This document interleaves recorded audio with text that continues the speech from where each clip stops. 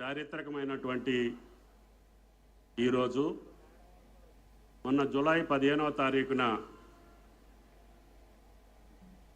గౌరవనీయులు రాష్ట్ర ముఖ్యమంత్రి శ్రీ రేవంత్ రెడ్డి గారి నాయకత్వాన పిసిసి అధ్యక్షులుగా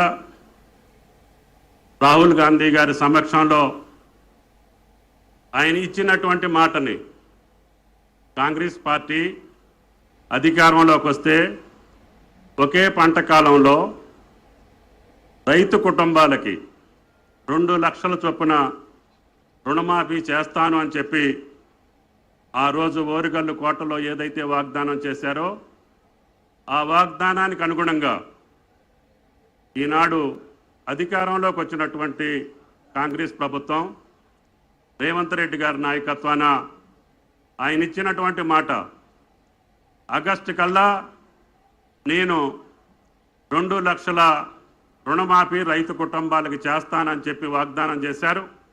ఇది 2వ విడత. ఈ రోజున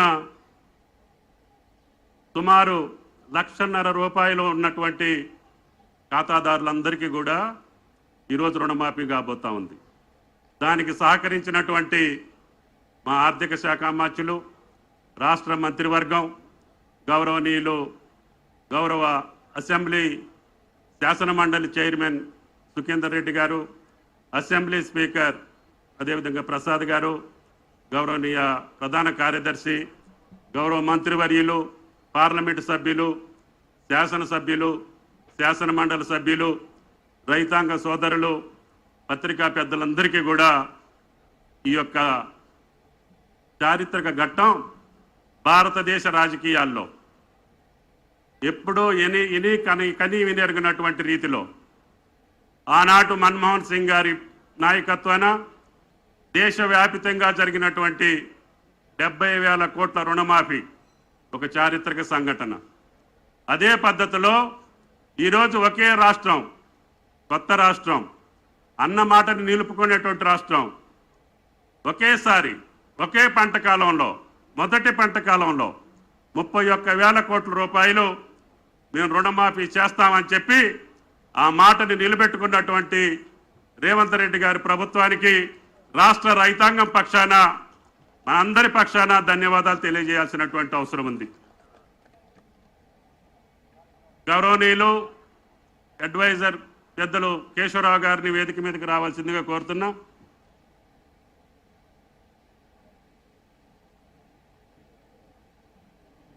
ఈ ప్రభుత్వం వచ్చిన అతి కొద్ది కాలంలోనే 3 నెలలు 4 నెలలు ఎన్నికల సందర్భంగా మనం పాలనకు దూరంగా ఉన్నా పాలనని ఏమాత్రం కూడా కుంటుపడనీయకుండా, ఆర్థిక పరమైనటువంటి ఇబ్బందులు ఉన్నాయని చెప్పి సాకులు చెప్పకుండా, అప్పుల్లో ఉన్నటువంటి రాష్ట్రాన్ని మళ్ళీ సరిదిద్దుకుంటూనే ఈనాడు అన్న మాటని నిలబెట్టుకుంటూ ఈరోజు 2వ విడత రుణమాఫీ 1,50,000 వరకు ఈరోజు రైతుల ఖాతాలోకి వెళ్తుంది.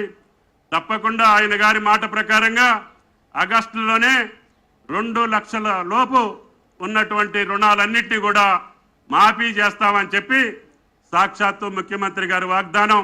అది రైతుల యొక్క భరోసా అని చెప్పి కూడా మీకు ఈ సందర్భంగా మనం చేస్తున్నాం. ఇదే కాదు, ఆయన ఆధ్వర్యంలో ఈనాడు పంటల బీమా కూడా ప్రవేశపెట్టండి. అకాల వర్షాలు కావచ్చు, ప్రకృతి వైపరీత్యాలు కావచ్చు, లేదు వాతావరణ పరిస్థితుల దృష్ట్యా పంట కోల్పోతే గత ప్రభుత్వంలో పంటల బీమాని కూడా తీసేశారు. దాన్ని మనం పునరుద్ధరించాల్సినటువంటి అవసరం ఉంది. ఎంత ఖర్చు అయినా సరే అందరి రైతుల యొక్క ప్రీమియం మనమే కట్టి అన్ని పంటలకి కూడా బీమాని ఏర్పాటు చేస్తే రైతు గుండె మీద చేసుకొని వ్యవసాయం చేసే పరిస్థితి వస్తుంది అని చెప్పి ముఖ్యమంత్రి గారి ఆదేశాల మేరకి పంటల బీమాని కూడా కొనసాగిస్తున్నామని చెప్పి కూడా ఈ సందర్భంగా మనం చేస్తున్నాం. అదేవిధంగా రైతాంగానికి ఇచ్చినటువంటి మరొక భరోసా రైతు భరోసా. అది 7,500 ఒక పంట కాలానికి, 15,000 మొత్తం సంవత్సర కాలంలో 2 పంటలకేస్తే 15,000 ఇస్తామని చెప్పి కాంగ్రెస్ పార్టీ పక్షాన ఆనాటి పిసిసి అధ్యక్షులు అదేవిధంగా భారత జాతీయ కాంగ్రెస్లో ఉన్నటువంటి పెద్దలందరూ వచ్చి తెలంగాణ రైతాంగానికి మాట ఇచ్చారు. దాన్ని కూడా ఎన్ని కష్టాలున్నా ఎన్ని ఇబ్బందులున్నా అది కూడా తీర్చేదానికి ఈ ప్రభుత్వం ముందుకుంటుంది. దాని విధి విధానాల కోసం సబ్ కమిటీ వేశారు. గౌరవ మంత్రివర్గులందరూ కూడా దాన్ని ఆలోచిస్తున్నాం.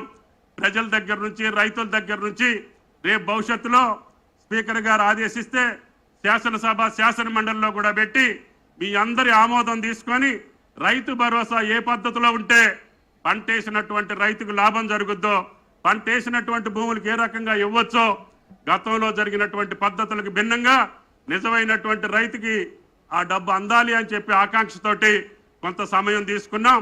తప్పకుండా ఈ సంవత్సరం కొద్ది కాలంలోనే దాని యొక్క విధి విధానాల్ని ఏర్పాటు చేస్తామని చెప్పి కూడా మీకు ఈ సందర్భంగా మనం చేస్తున్నాం. కాబట్టి ఇన్ని రైతాంగ కార్యక్రమాలకు సంబంధించి పెద్ద ఎత్తున ఆయిల్ ఫామ్కు కూడా ఈరోజు ముఖ్యమంత్రి గారు ఆర్థిక మంత్రి నిధులు సమకూర్చారు. కాబట్టి గౌరవ శాసనసభ్యులందరినీ శాసన మండలి సభ్యులందరినీ అధికారులు కూడా ఎందుకు పిలిచామంటే మీరు కూడా రైతు బిడ్డలే.